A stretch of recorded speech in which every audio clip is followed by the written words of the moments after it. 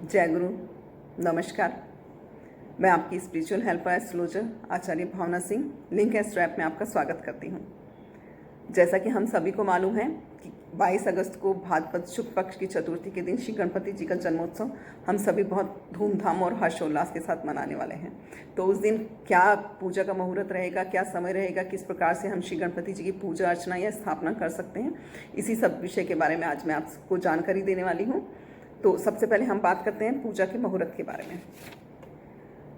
22 अगस्त को 9:11 से लेकर के 10:45 तक राहु काल रहेगा। अमृत काल 1:45 से लेकर 3:12 तक है। अभिजीत मुहूर्त 11:53 से लेकर 12:43 तक है। तो पूजा का जो समय रहेगा वो सुबह 11:06 से लेकर के 1:42 तक का रहेगा। हस्त नक्षत्र शाम को 7:08 तक रहेगा। तो सबसे पहले हम गणपति जी की पूजा की जो सामग्री है हम वो सब चीज़ें इकट्ठा कर लेंगे और उस सामग्री में हमें क्या क्या चीज़ें चाहिए आप वो नोट कर लीजिए। पंचामृत स्नान करवाने के लिए गणपति जी को हमें सबसे पहले पंचामृत स्नान करवाएंगे हम अपने गणपति जी को। तो पंचामृत स्नान में दूध, दही, शहद, घी और शक्कर और उसमें थोड़ा गंगा जल, ये सब चीज़ों को मिला करके हम रख लेंगे एक तरफ। अब इसके बाद में हमारे जो भी गणपति हैं और उसके बाद में एक हमको चाहिए होगा शुद्धोदक स्नान करवाने के लिए गणपति को एक अलग से जल बना के रखेंगे जिसमें थोड़ी हल्दी मिली होगी, थोड़ा केसर मिला होगा। और इसके अलावा एक और जो हमें जल का पात्र कुछ मतलब आपको एक और जल चाहिए होगा जो कि गंगा जल मिला हुआ शुद्ध जल होगा, बस उसमें जल होगा और गंगा जल होगा, तीसरी कोई चीज़ नहीं होगी। तो इस प्रकार हम 3 प्रकार से गणपति जी को स्नान करवाएंगे। तो अच्छा, अब हम बात करते हैं अपने गणपति के बारे में। तो गणपति आप सभी अपने गणपति अलग अलग तरह के गणपति लेकर आने वाले हैं। महाराष्ट्र में तो जो है 1.5 दिन से लेकर के और 10 दिन तक गणपति का घर में जो है स्थापना किया जाता है।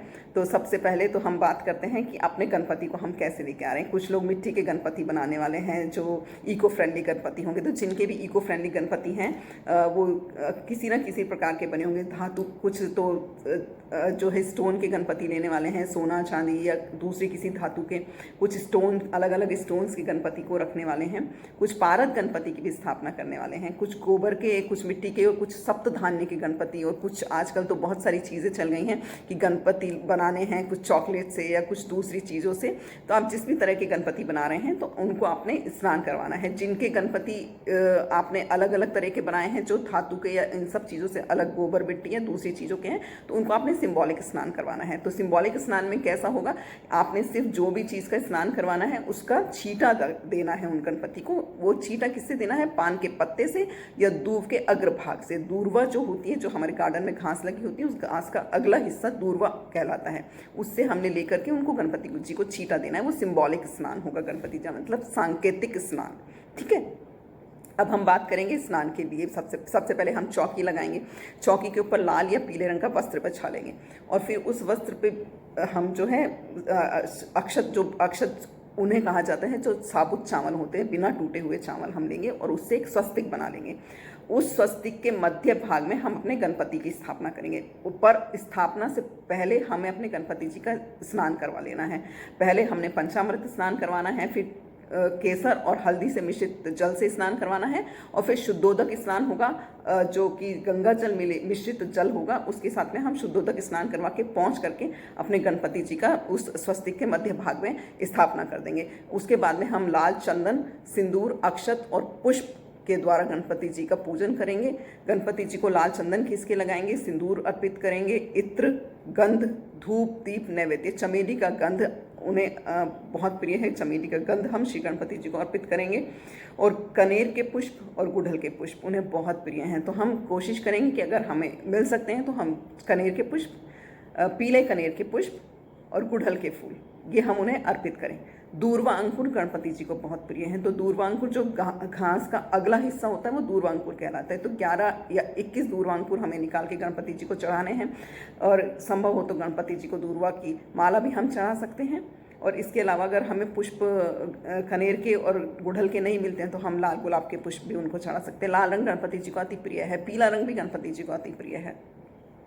इसके अलावा में हम एक चीज़ मैं आपको बताना चाहती हूँ कि ये शमी पत्र है। देखिए ये शमी पत्र हैं, ये मैं आपके लिए लेके आई हूँ। ये शमी पत्र हैं। ये शमी पत्र गणपति जी को चढ़ाते हैं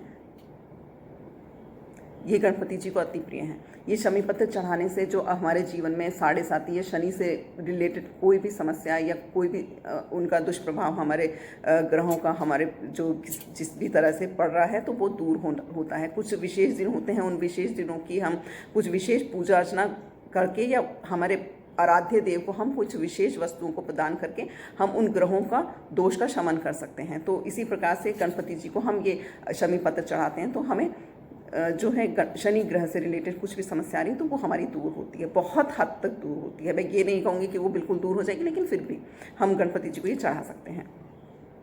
एक चीज़ पीली सरसों, उन जो भी गणपति जी को चढ़ाने वाली सामग्री है उसमें पीली सरसों, साबुत धनिया, साबुत मूंग, ये हम गणपति जी को, और हल्दी की गांठ, साबुत हल्दी की गांठ हमें गणपति जी को 1, 3, 5, 11 कितनी भी जितनी आपकी इच्छा है हम चढ़ा सकते हैं।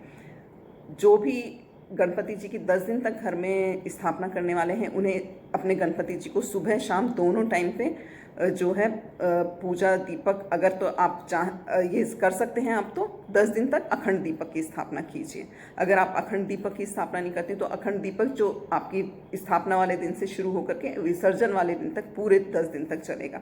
और अगर तो आप इस अखंड दीपक का ध्यान नहीं रख सकते हैं, अखंड दीपक की स्थापना नहीं करते हैं, तो हमको सुबह और शाम में दोनों समय में गणपति जी को भोग लगाना है। भोग में मोदक देना है, उनको चिवड़ा देना है, चिवड़ा बहुत उनको प्रिय है, मोदक या लड्डू उनको बहुत प्रिय है। पीले फल गणपति जी को बहुत प्रिय हैं, पीला फल में केला गणपति जी को हम चढ़ा सकते हैं, और कोई पीला फल मिले हम उनको वो भी चढ़ा सकते हैं। तो चिवड़ा के साथ में लाजा जो कि भुने हुए चावल होते हैं वो उनको बहुत प्रिय है, लाजा उनको दिया जाता है। इस तरह से आप कोई भी चीज़ जो आपको पसंद हो आप गणपति जी के भोग में आप दे सकते हैं। पर ये जो चीज़ें हैं कि मोदक है, लड्डू है, पीले फल हैं और लाजा है, चिवड़ा है, ये तो अवश्य ही अवश्य आप कोशिश करें कि हम गणपति जी को उनकी पसंद का प्रिय भोजन दें। और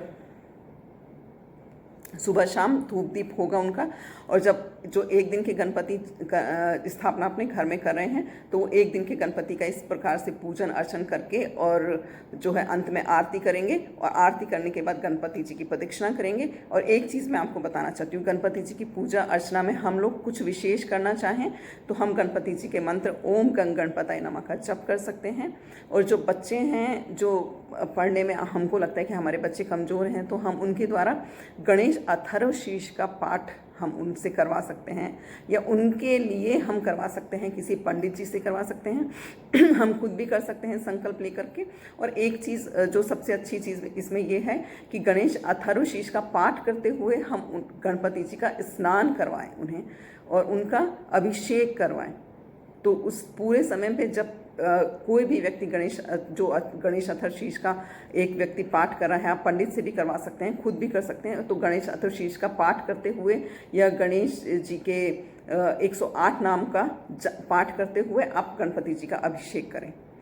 और अभिषेक का बाद में आप जो आपको स्थापना का पूरा विधि विधान बताया वो करना है, उसी प्रकार से कीजिए। उसमें कोई व्यवधान या कोई चिंता की या किसी इस तरह की बात नहीं कि क्या हम कर रहे हैं तो हम कैसे करेंगे, क्योंकि कोविड का समय है, पंडित भी हमको नहीं मिल पा रहे हैं, या हम किस प्रकार से करें। तो आप अपने भाव से, पूर्ण भाव के साथ में गणपति जी की पूजा कीजिए।